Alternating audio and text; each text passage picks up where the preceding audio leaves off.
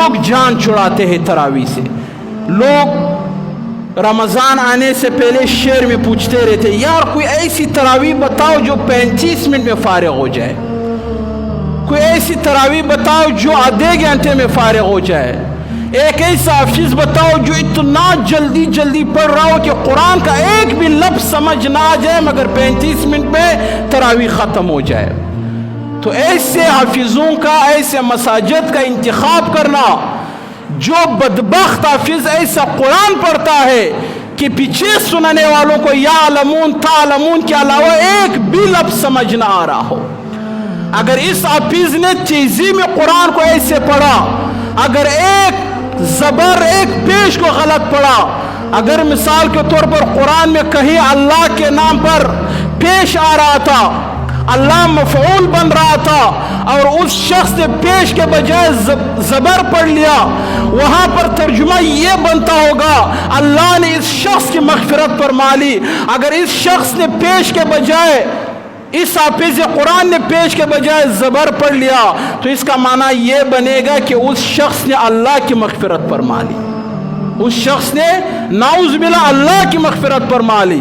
اگر ایک نقطے کا غلطی ہو گیا اور اس کا معنی بدل گیا, پیچھے جتنے بھی لوگ ہیں سب کا نماز فاسد ہو جائے گا.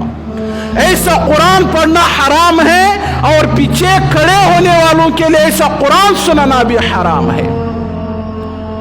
لہذا جان چھڑانے کے لیے ایسے بدبخت حافظ جو گستاخ قرآن ہے, جو حافظ قرآن نہیں ہے, جو گستاخ قرآن ہے, جو اللہ کے قرآن کو اتنے بد مزگی کے ساتھ پڑھ رہا ہے کہ سننے والوں کو کوئی مزہ ہی نہیں آ رہا ہے, سننے والوں کو یعلمون تعلمون کے سوا کوئی لفظ سمجھ ہی نہیں آ رہا ہے.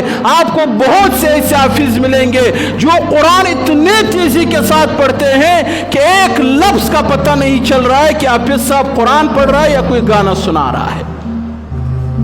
تو ایسے حافظوں کے پیچھے تراویح پڑھنا, ایسا قرآن سننا, حافظ کے لیے ایسا قرآن پڑھنا حرام ہے, اور مقتدیوں کے لیے ایسا قرآن سننا حرام ہے.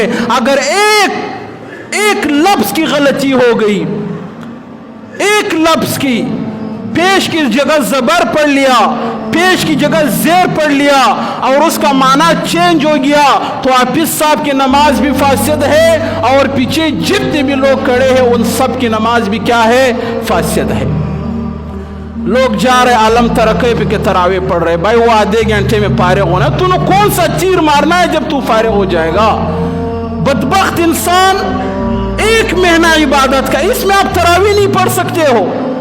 پورا سال کام کرتے رہتے ہو, دکان میں کھڑے ہو, ملازمت میں کھڑے ہو, دفتر میں کھڑے ہو, تمہارے پاؤں تھکتے رہتے ہیں. جب اللہ کی عبادت کی باری آتی ہے آپ اپنے پاؤں کو تھکنے نہیں دیتے ہو. مولوی صاحب میں تھک جاتا ہوں, ٹوٹ جائے ایسے پاؤں, ٹوٹ جائے ایسے پاؤں جو دنیا کے کام میں تھکنے کو قبول کرتا ہے مگر اللہ کی عبادت کے تھکنے کو قبول نہیں کرتا ہے. ایسے پاؤں سے ٹوٹے ہوئے پاؤں 1000 دفعہ چاہے. آپ کا کمر دنیا کے کاموں میں نہیں سوکھتا ہے, درد نہیں کرتا ہے, کوئی مسئلہ نہیں ہوتا ہے, پورا سال لگے ہوئے ہو, گدھے کی طرح کام کر رہے ہو, آپ کے کمر کو کوئی مسئلہ نہیں آتا ہے. 1 گھنٹے کے لیے اللہ کی عبادت میں کھڑے ہوتے ہو تو آپ کی کمر میں تکلیف ہوتی ہے. اس سے اچھا آپ کا کمر ٹوٹ جائے, آپ بستر پر جا کر پڑے ہو, کہ آپ دنیا کے کاموں کے لیے کمر کے درد کو برداشت کرتے ہو, آپ کے کمر کو کوئی درد نہیں ہوتا ہے. اس مہینے میں جب آپ کو تراویح کے لیے بلایا جاتا ہے, او مولانا صاحب کمر میں درد ہوتا ہے, گھٹنوں میں درد ہوتا ہے, بہت زیادہ تھک جاتا ہوں, سر چکرا جاتا ہے. قرآن سننے سے تمہارا سر چکرا جاتا ہے. بدبخت انسان, آپ کی بدبختی کی انتہا ہے. قرآن نہیں سن سکتا, آپ کے پاؤں میں درد ہوتا ہے. ایک تو وہ شخص ہے جس کو درد ہوتا ہے, پورا سال درد ہے, کام میں بھی درد, ہر وقت تکلیف میں مبتلا ہے, اس کی بات تو ٹھیک ہے. مگر جو شخص پورے سال کام کرتا رہتا ہے, پیسے کما رہا ہے, دنیا کے کام میں لگا ہوا ہے, کوئی مسئلہ نہیں ہے. جب رمضان کا مہینہ آتا ہے, وہ مولانا کو ایسی تراویح بتاؤ جو عالم ترقیف والی تراویح ہو, جو آدھے گھنٹے میں فارغ ہو جائے.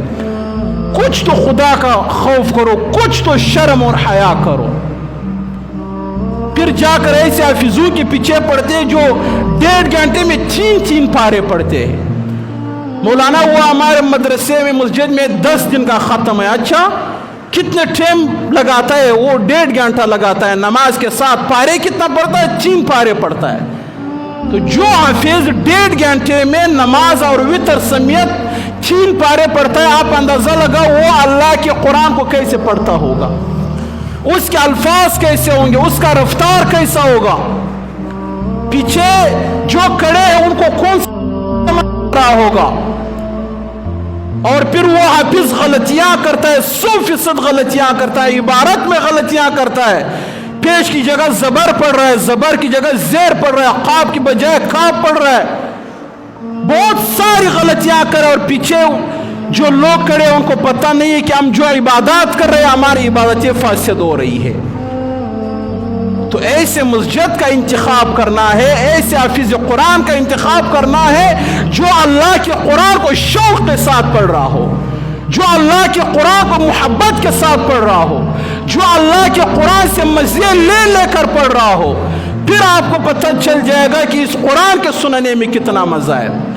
लेकिन गाफिल इंसान, अगर आपने शुरू में यह मनसूबा बनाया कि मैं 10 दिन वाला ख़त्म करूँगा, फिर 20 दिन तरावी नहीं पढ़ूंगा, 20 दिन जाकर क्रिकेट खेलूँगा, लड्डू खेलूँगा और फजूल कामों में अपना वक्त ज़ाया करूँगा, तो ये ऐसे शख्स की बदबख्ती की अलामत है जो पूरा महीना फिर तरावी नहीं पढ़ते, 5 दिन 10 दिन में जान छुड़ा लेता है।